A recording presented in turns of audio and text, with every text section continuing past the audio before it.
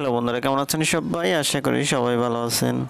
আমাদের আজকের গল্প তোবা পর্ব 12-13।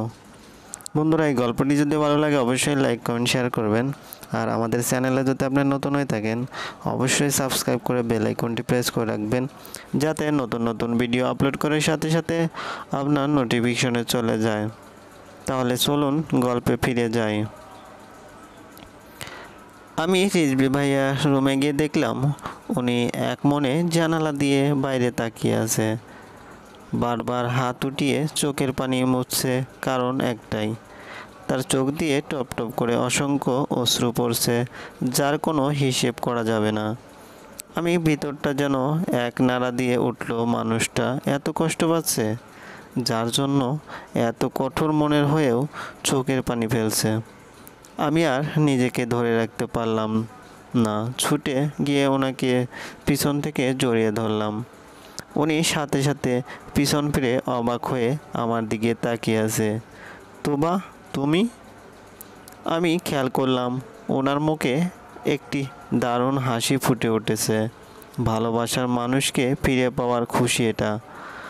আমি জোরে জোরে মাথা নাড়িয়ে বললাম, আমি আপনার কাছে সারা জীবনের জন্য চলে এসেছি। আমার কিচ্ছু চাই না, শুধু আপনাকে চাই।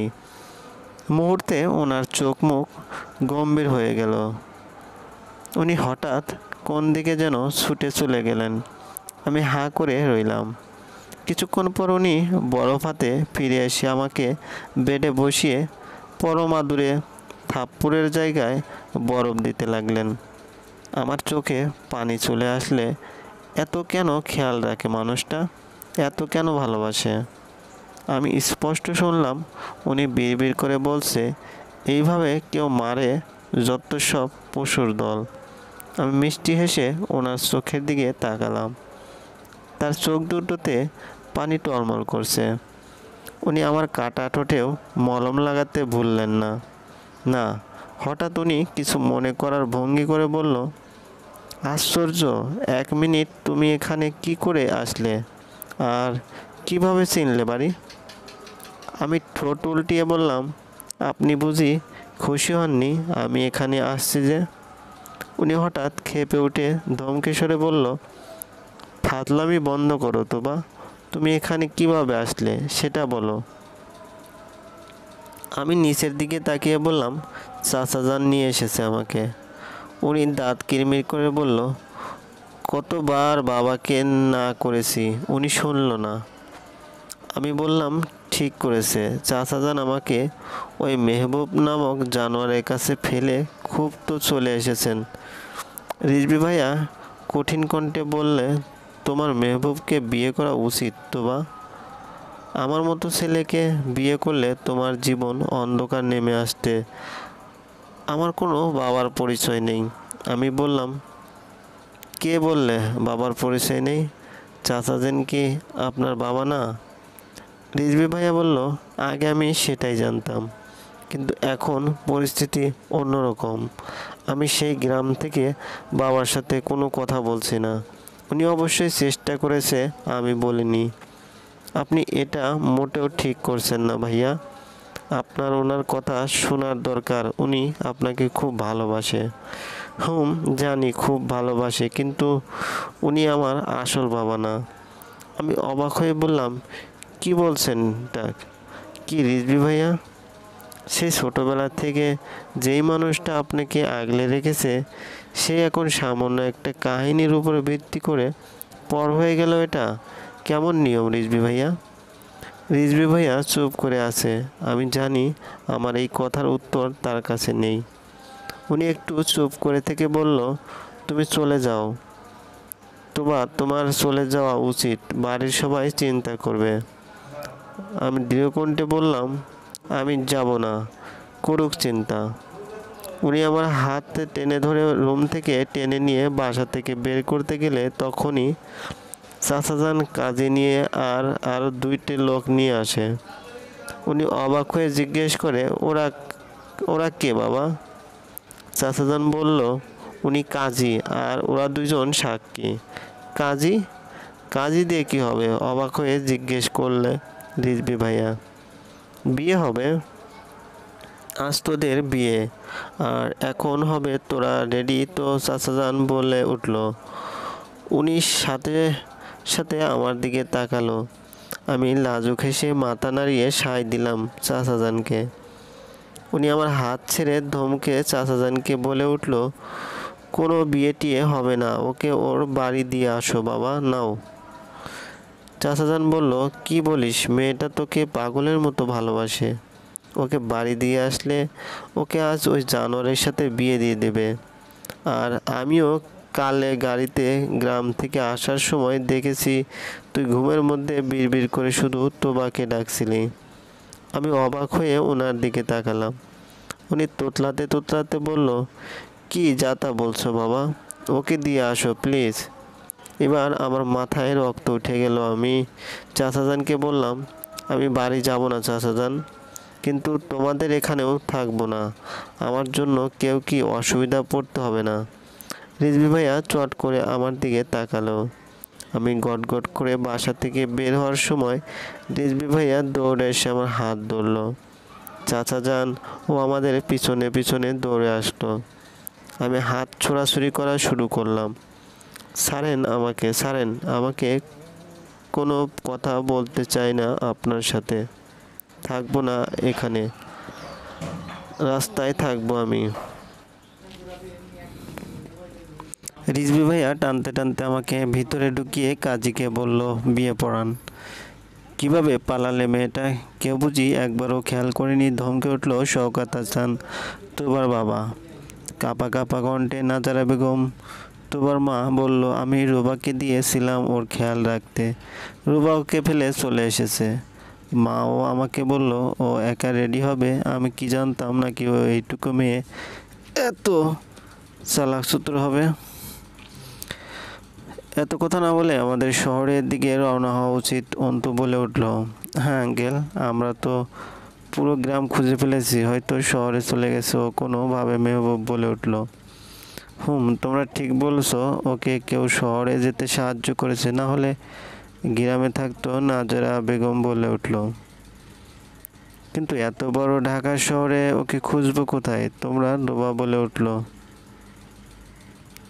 সেটাই চিন্তার বিষয়, যা ভাবার কালকে ভাবা যাবে, শওকত হাসান বলল। মেহবুব গিয়ে তোবার রুমে ঘুমালো। সেই তোবার রুমে গিয়ে তোবার ছবিগুলোতে কুৎসিতভাবে শুয়ে বলল, তোমাকে আমার করে নেব তোবা, এক রাতের জন্য হলেও আমি রাজি। হঠাৎ সেই খাটে তাকিয়ে দেখলো খাটে তোবার ফোন। আমি রুমে বসে আছি, আমার আর রিজভী ভাইয়ার বিয়ে হয়ে গেছে, কি যে আনন্দ লাগছে। আমি সারা রুমে নেচে কেঁদে বেড়ালাম। রিজভী ভাইয়াকে আমার থেকে আর কেউ আলাদা করতে পারবে না, কেউ না। আমি মহাখুশিতে রিজভী ভাইয়ার রুম গুছানো শুরু করলাম। আমাকে বিয়ে করে সেই যে উনি বের হলো আর আসার নাম নেই। একটু পর বাইরে রুম থেকে রিজভী ভাইয়া আর চাচাজানের কথা কাটাকাটির আওয়াজ শোনা যাচ্ছে। আমি দৌড়ে সেই দিকে ছুটে গেলাম। বাবা মা কোথায়, আমি তাকে কেন তার বাসায় খুঁজে পাচ্ছি না? উত্তেজিত কণ্ঠে রিজভী ভাইয়া বলে উঠল। সেই ভারত গিয়েছে তোমার মামা মামির সাথে, চাচাজান মাথা নিচু করে বলল। আমি অবাক হয়ে চাচাজানের দিকে তাকালাম। সবাই তো জানে চাচাজানের সাথে চাচির কোনো সম্পর্ক আর নেই, তাহলে তুমি কিভাবে জানো মা ভারত গিয়েছে, তার সাথে তোমার যোগাযোগ আছে? অবাক হয়ে বলল রিজভী ভাইয়া। আছে, কারণ তোর মাকে আমি নিজের ভুলের জন্য হারিয়েছি, আর তুই তোর মা। প্লিজ বাবা, আমি এটা নিয়ে আর কোনো কথা শুনতে চাই না। সেই ফোন করলে আমাকে ফোন দিবে না, তার সাথে আমি সরাসরি কথা বলবো। এটা বলে রিজভী ভাইয়া গটগট করে রুমে চলে গেল। আমিও রিজভী ভাইয়ার পিছনে পিছনে তার রুমে এসে দাঁড়ালাম। উনি সোজা এসে খাটে শুয়ে গেল। আজব, সে আজ বিয়ে করলো, তার বউয়ের কোনো খবর নেই তার। আমি সূক্ষ্ম না কুচকালাম। এই যে শুনছেন, এ যে রিজভী ভাইয়া, আমি আপনাকে ডাকছি, এ কি ওনাতে কোনো আওয়াজ নেই? আমি গিয়ে ওনাকে ধাক্কা মারার সাথে সাথে উনি টান দিয়ে আমাকে তার বুকের উপর ফেলে দিল। আমি অবাক হয়ে তার দিকে তাকালাম। সে কিছুক্ষণ আমার মুখের দিকে তাকিয়ে থেকে আমার মুখের উপর চুল সরাতে সরাতে বলল, এই যে আমাকে হুট করে বিয়ে করে নিলে পরে আফসোস করে আমাকে ছেড়ে দিবে না তো? হুস, এটা কখনো বলবেন না। আমার শরীরে যতদিন প্রাণ থাকবে ততদিন আমি আপনার হয়ে থাকব। আমি আস্তে আস্তে ওনাকে জড়িয়ে ধরে বললাম, রিজভী ভাইয়া দেখেন তো আমার জ্বর আসছে কিনা, শরীরটা কেমন ম্যাচ ম্যাচ করছে। উনি নাক মুখ কুঁচকে বলল, আগে ভাই বলা বন্ধ করো, তারপর তোমার জ্বর দেখব। আচ্ছা আপনি একটু দেখেন তো। উনি আমার দিকে ফিরলে আমি চট করে একটা চুমু খেয়ে নিলাম রিজভী ভাইয়ের ঠোঁটে। উনি কিছুটা হচকিয়ে গিয়ে বলল, এই তো বা, কোনো পাগলামি না, সোজা ঘুম। এখন কালকে রাতে কিন্তু ঠিকমতো ঘুমাও নেই। আমি মুখ গোমড়া করে বললাম, কিভাবে পারলেন আমাকে একা ছেড়ে আসতে? উনি আমার কপালে চুমু খেয়ে আরও বুকে টেনে বলল, আমি জানি আমার কি অবস্থা হয়েছিল তোমাকে এইভাবে রেখে আসতে। না, আমি এতে কিছু বুঝি না। আপনাকে এটার জন্য শাস্তি পেতে হবে। উনি মুস্কি বলল, বলল, জো হুকুম মেরি রানী সাইবা, আপনি যে শাস্তি দিবেন মাথা পেতে নেব। আমি রিজভী ভাইয়ের ঠোঁটে একটা গভীর চুমু খেয়ে বললাম, এইভাবে আমার সারা শরীর চুমুতে ভরে দিতে হবে? এটা তো খুবই বড় শাস্তি, তাও দেখি পূরণ করা যায় নাকি, এটা বলে আমাকে চোখ মারলেন। আমি মুচকি এসে ওনার বুকে মুখ লুকালাম। উনি আমার মুখ উঠিয়ে আমার ঠোঁটে ওনার ঠোঁট বসালেন। অনেকক্ষণ পর আমার ঠোঁট ছেড়ে আমার সারা মুখে চুমুতে ভরে দিয়ে আমার গলায় তার মুখ গুজলেন। তোমার ফোন হাতে নিয়ে বসে আছে শওকত হাসান, সামনে মেহবুব আর পাশে দাঁড়িয়ে আছে নাজারা বেগম। রীতিমতো হাত পা কাঁপছে নাজারা বেগমের। আফজাল নিয়ে গেল তোবাকে, কি সর্বনাশ! দেখেন আঙ্কেল, লাস্ট কল আফজাল আঙ্কেলের ছিল। তার মানে তোবা রিজভী হারামির কাছে দাঁত কিরমির করে বলে উঠল মেহবুব। আমি বুঝলাম। তুমি গিয়ে তোমার রুমে ঘুমিয়ে যাও, আমি কাল দেখছি ব্যাপারটা। মেহবুব গট গট করে তোবার রুমের দিকে রওনা হলো।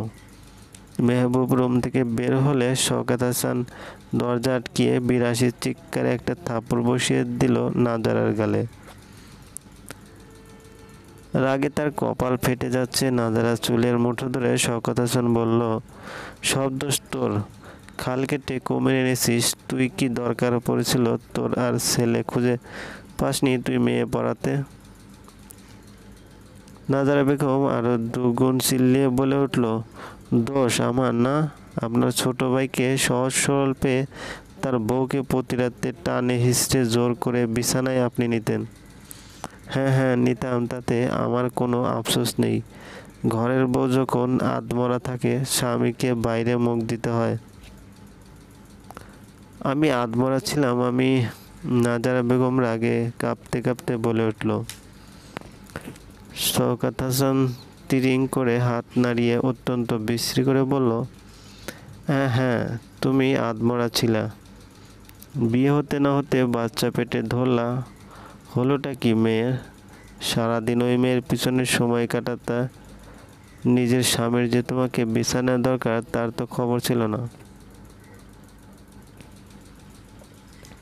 দিন শেষে কি হলো? তোমার 12 বছরের মেয়ে মরল বলে ভেংচি কাটল শওকত হাসান। তার শোকে তুমি রাত দিন এক করতা, তাহলে আমি কি করতাম? নজর গেল আমার ভাইয়ের বউর দিকে। নাজারা বেগম যেন রাগে বোবা হয়ে গেলেন। তিনি চিবিয়ে চিবিয়ে বলল, তোমার এইসব পুরানো কীর্তি আমাকে বলতে হবে না। এখন জানা আছে আমার সব। কি করবা এখন সেটা বলো।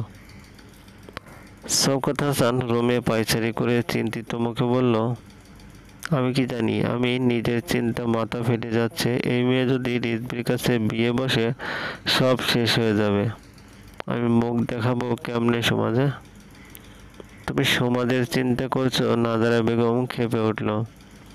তুমি নিজে আয়নার নিজের মুখ দেখতে পারবে নাকি সেটা বলো। ভুলে গেছো তুমি রিজভি তোমার ভাই হয়, ভাই।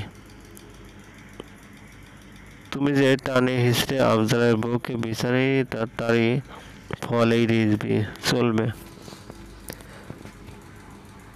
বন্ধুরা, এই গল্পটি যদি ভালো লাগে অবশ্যই লাইক কমেন্ট শেয়ার করবেন, আর চ্যানেলে যদি নতুন হয়ে থাকেন অবশ্যই সাবস্ক্রাইব করে বেল আইকনটি প্রেস করে রাখবেন। ধন্যবাদ, ভালো থাকবেন।